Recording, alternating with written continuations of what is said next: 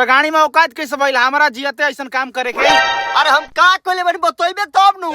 अरे भाणो कहीं के कदो ते बियाह करत रे।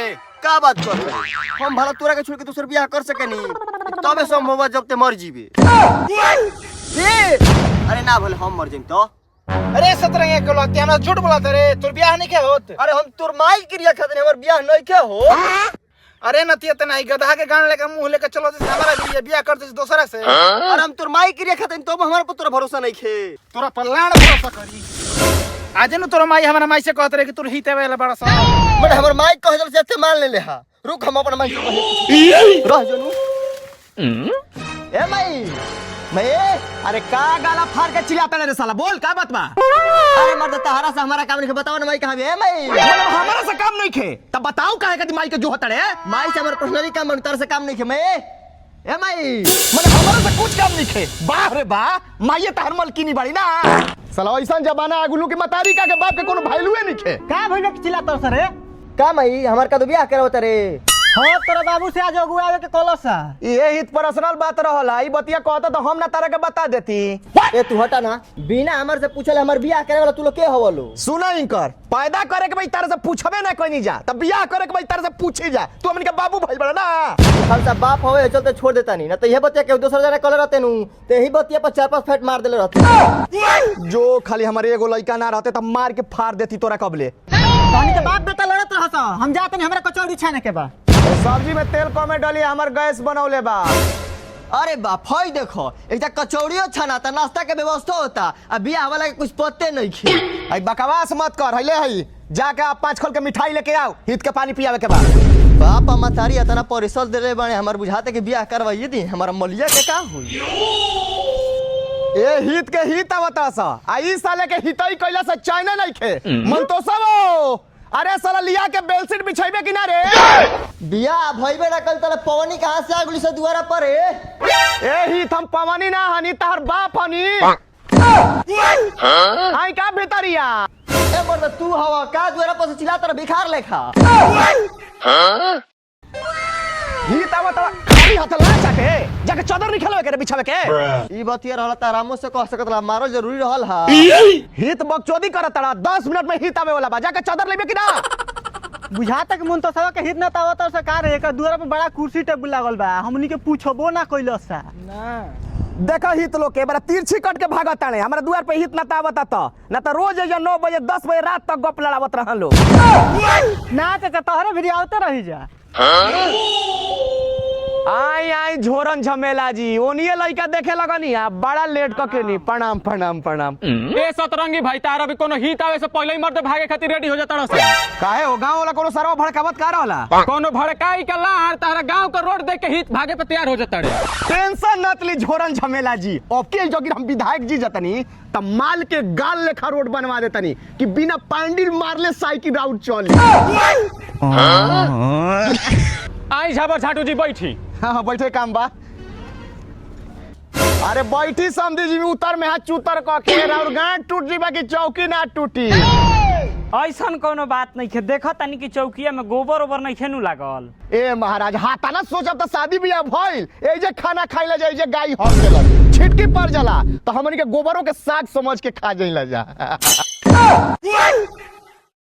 का झाबर भाई हइसने घर में बियाह करेला ह ई सब आदमी गोबरों के साग समझ के खा जाता। साफा लड़बा के हड़ा जब 2 गो समधी एक भी बतियावत नहीं जाता बीचवा में गांड मरवा के तू टपक गुला है। ए सतरंगी भाई ठीक नहीं क्या पानी पियावे के जगह पे लइका पे हाथ छोड़ देला हा। अरे बैठा मर्दे जौन भइल तौन भइल। ए सतरंगी भाई पानी उनी पिए के मंगाओ मर्दे। अरे बबुआ तने पानी उनी लेवा लोग। ए सतरंगी भाई पानी उनी तो पियते रहल जी यही बीचवा में लइका के बोला दी ना देखो खलियल जाओ। ए बबुआ तनी ओकरा के बोले ले आवसता जाई चौके बैठेले सतरंगी बाबा के लइका रघु नंदन हरि जगा मोती चौका पुरायो सुन हो रघु नंदन हरि। दिया रे भैंस चरैलू डोली चढ़ के अइलू उतर चल कनिया तू बड़ा खाना खइलू उतर चल कनिया घर चल कनिया तू बड़ा भाव खइलू। रे हितवा चुपचाप चलो सन रे। माथावा पो मौर चढ़ी गणिया में लौर चढ़ी। होई सारा का जो धरा के साथ ढेर तेज बनता भगवे के आगे भग हे भगवान यदि हमार बात सुने तक बात हितवा के बियाह काट दी हो तारा के 4 हानी खाटी दूध के माथा चढ़ा। आगलो बबुआ सब लोग के गोड़ लागल ह? खुश रह बैठ बैठ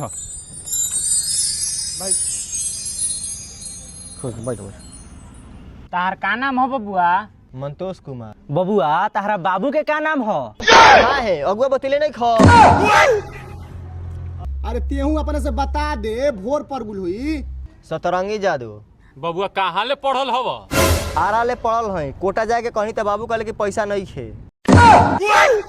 अरे कौन क्लास ले पढ़ल हव? तो ऐसे कहे के चाहे नू दशा में 3 हाली फेल भली तो संगतिया कर से मैट्रिक के परीक्षा मत दे। काफी कोई पागल मास्टर चेक करता रे सो। ए सतरंगी भाई तार लइका गंवार हो का मर दे? ए झोरन झबेला तनी मुंह संभाल के बोला। लइका के हमारा गवार को बात तार गांव फाड़ दे। अगुआ आड़ो अगुआ लेखा रहा। बरम कलान होता रहता है देखत नहीं खलई का अलर बलर का बोलता। तारा ढेर बुझाता तारा पता बा के करे से बतियावा तारा खानदान कैसन पहला लइका बा कि मैट्रिक एग्जाम में बैठल बा। बाबू ये बात कहिए तो हमारी इज्जत बढ़ा देल। बोला का तेरी यही बात पर 5 हाली। ते चिंता मत ले इस साले लोग कोनो जना बतिया नु तो उठा के पटक दब के कोहड़ा लेखा फाट जी है। ए सतरंगी भाई का तू लड़वान करत लइका के बैठावा ना चुपचाप। हाँ बैठा बैठा बबुआ काम आगे बढ़े। ए सतरंगी भाई लइकावा के बैठावा बादो में दूध पिया ली हो। सफलत खोरे हवा बाप बेटा जब हमनी के बतियावत है ज्यादा बीचों में गांड मारबे के टपकला हा। ए सतरंगी भाई अब हमारा साहत नहीं खई जब से लइका आइल तब से करा के तू लतियावते बा। ए झाबर भाई ई घर में बियाह नहीं चलल घरे। ए हमर लाड़े चलो घर चुपचाप बैठा कितना मेहनत से बुला के लिए बनी। ये कुदाल का मारे बहिं चोदवा कहीं कहीं लात खात रहेला। ए सतरंगी भाई बैठावा लइका के बैठावा बैठावा। अरे बहुत बकचोदी भइल दहेज वहेज के बात बतियावल जाऊ का दीवा बताड़ा। ए जी हेने आई ना। का है हेने आई ना। ए जी हमर बहिन अपन ससुरा में बियाह करावतिया 5 लाख रुपया एगो गाड़ी एगो सिकड़ी दियावतिया तना मिली तो बियाह होई ना तो ना होई। तोरा का बुझाता कि हम बुर्बक बानी रुक बतियावत है। देखो झोरन भाई ढेर हम ताम झाम नहीं की बतियावत 5 लाख रुपया एगो मोटरसाइकिल आ एगो सोना के सिकड़ी देबा त बियाह होई आ ना त ना होई। होई 3 ठन का खाना बना लेबो। देखई बोला तला नु मारत त कह दे मुंह में ताला मार लेओ ना त मार के भूल छोड़ देबे कर। ए हमर लाड़े मार के नाक तुरबो तोर औकात बारे 5 लाख के। ते हमर बाप को औकात देखबे रे। ए सतरंगी भाई पानी सर के ऊपर जाए लागल तू तो मारते रह तार लइका मारे लागल। मोर दे तारा अब के बुझाइला कबले पिटातन त नहीं खा बुझात हम त सुरे ले कहतनी घर में बियाह ना होई। तू बियाह कराइल बड़ा कि बकचोदी कराइल? हां तई बकचोदी शुरू के कइला सा। रे सतरंगी ऐसा बकचोदी बंद करते साफ साफ बताओ कि क लाख दहेज लेबे। अरे झबरा तोरा 5 लाख रुपया देवे का औकात बा त बियाह कर त घरे जो। ए सतरंगी भाई ई क्या चलत मर दे? अब चलावे का कला बा यही लगल बियाह सेटे हो जे ना त कटिए जाई। एक बार छोड़ सतरंगी एते बताओ कि दहेज में कुछ कम होई कि ना। अब कम का लड़ा करे के बाद तोरा देवे का औकात बता दे त अपना घरे जो। हम 1 रुपया कम करे वाला नहीं की आता ना औकात बता दे आ ना त जो। झाबर भाई आन बान शान के बात आ गई 500 रुपया लइका के दो एकरा के घेर ले आई सतरंगी के बेटा 50 रुपया बियाह फाइनल भइल। तोहनी के लड़िए झवर के बियाह करे के रहे त हमरा के पिटवाए खातिर नु ले रहस हम जा तनी घर। रुक रुक बबुआ चलत जा हमनियो के। बे महाराज रउआ का हम अपना गाड़ी से चौपा दे लतखोर बजा दिया करे। अरे भाग भाग भाग भाग भाग। हां तो ये खुशी के मौका पाई जा सब भाई गले मिल ली।